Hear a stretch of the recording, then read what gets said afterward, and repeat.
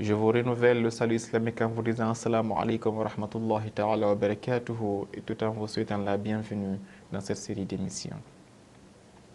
Sallallahu alayka ya Aba Abdullah wa ala al-arwah allati hallat bi fina'ik alayka minni salamullahi abdan ma baqitu wa baqiya al-layl wa an-nahar wa la ja'alahu Allahu akhir al-ahdi minni li ziyaratikum. Nous disons aujourd'hui, notre thème du jour sera autour de pourquoi l'imam al-Hussein alayhi salam s'est levé. Quel a été le sens de son combat et qu'est-ce qu'il visait?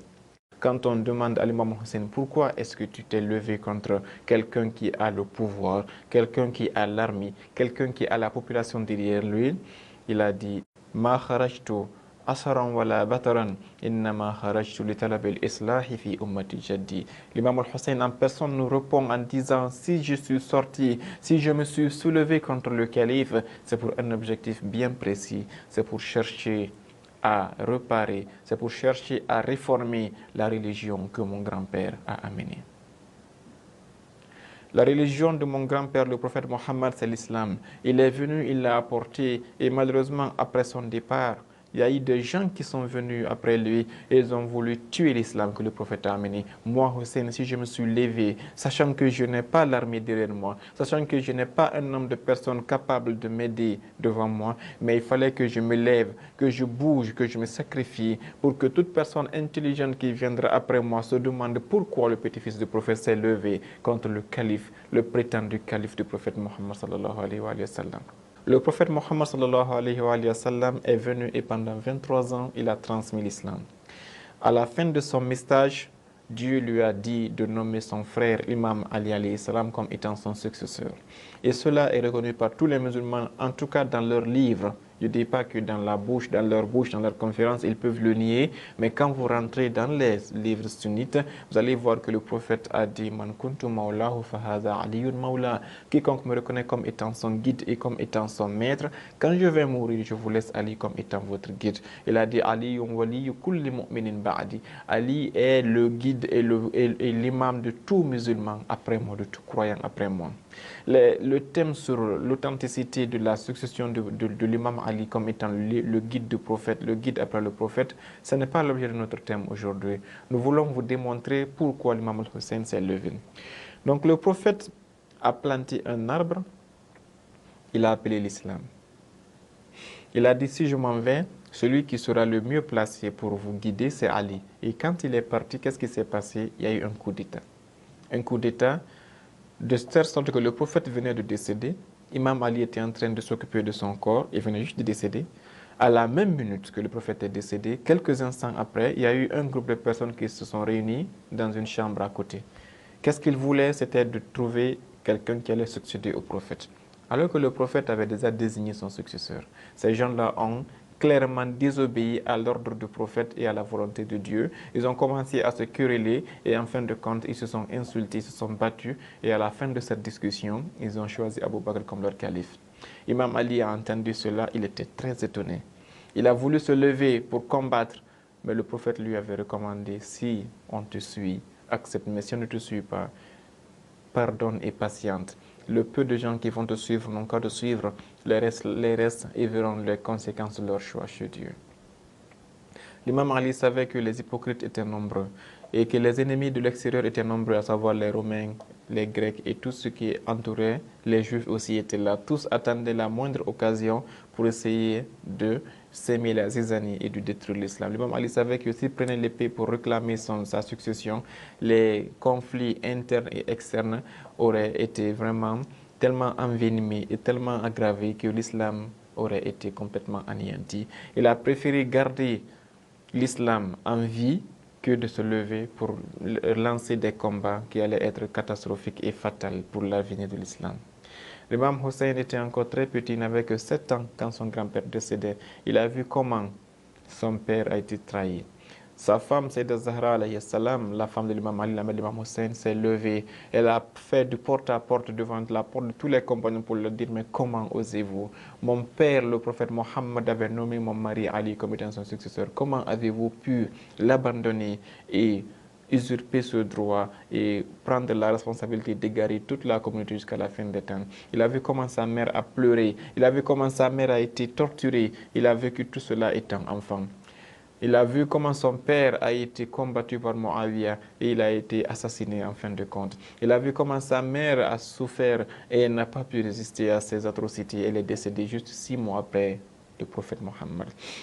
L'imam Hussein a observé en plus de tout cela comment son grand frère, l'imam al-Hassan, a été combattu par Muawiyah. Il a été trahi, il a été empoisonné et il a fini par mourir.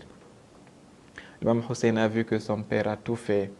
Il a été assassiné. Il a vu que son grand frère a tout fait, il a été assassiné. Et il a vu que Muawiyah, qui avait promis qu'après lui, c'était la famille du prophète qui allait reprendre la succession, il a préparé son fils Yazid comme étant son successeur.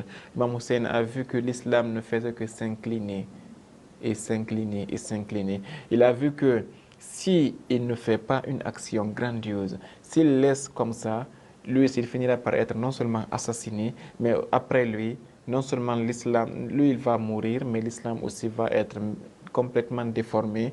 Et après quelques années, 30 ans, 40 ans, on n'entendra plus parler du message originel de l'islam. Il a donc pensé à un hadith du prophète qui disait « Al-Husaynu minni wa ana min Husayn ». Si l'imam al-Hussein s'est levé, c'est grâce à ce hadith-là, mes frères. Le prophète a dit « Husaynun minni », Hussein moi. Autrement dit que tout ce que Hussein a comme sagesse, comme compétence, comme foi, comme personnalité et comme perfection vient de moi. Il est mon petit-fils et toute sa valeur, toute sa grandeur vient de moi car c'est moi qui l'ai éduqué, c'est moi qui l'ai enseigné. Mais qu'est-ce qui est plus étonnant, c'est quand le prophète dit « Wa ana min Hussein » et moi aussi je suis de Hussein. Comment est-ce que le prophète peut être issu de Hussein alors que Hussein est son petit-fils? C'est dans le sens de ce combat.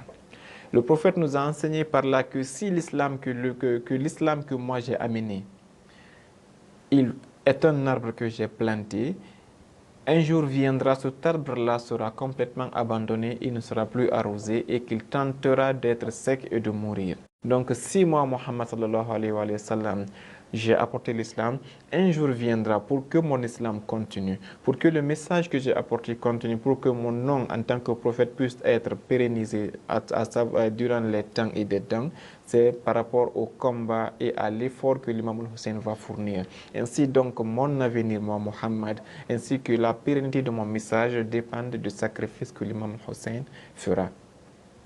Ainsi donc, le prophète sera issu de Hussein car sans le combat de l'imam Hussein, l'islam authentique apporté par le prophète aurait déjà été modifié et altéré par ces gens qui sont haineux et qui ne sont là que pour se venger. C'est pour cette raison que le prophète a qualifié l'imam Hussein bi annahu safinatun najat. Al-Hussein misbahul huda wa safinatun najat. L'imam Hussein est la lampe de la guidance et l'arche du salut. Ça veut dire que si on est là dans ce monde, dans un fleuve ou dans un océan d'ignorance et de perdition, les seuls qui seront guidés constituent ceux qui vont monter dans le bateau de l'imam al-Hussein alayhi salam. S'il s'est levé, c'est pour construire ce bateau afin de montrer à tout musulman qui viendra après lui, ne suivez pas ceux qui sont au pouvoir. Leur bateau est un faux bateau. Plutôt suivez-moi dans mon bateau, car le prophète vous a recommandé de monter dans mon bateau. C'est pour cette raison que je me suis soulevé contre eux pour vous démontrer que si vous avez à suivre quelqu'un après le prophète, c'est moi Hussein et pas Yazid et pas Muawiyah. Tous les deux sont des gens qui ont tué Ali, qui ont tué Hassan et qui vont finir par me tuer aussi. Voilà le sacrifice de l'imam al-Hussein alayhi salam et voilà le sens de son combat.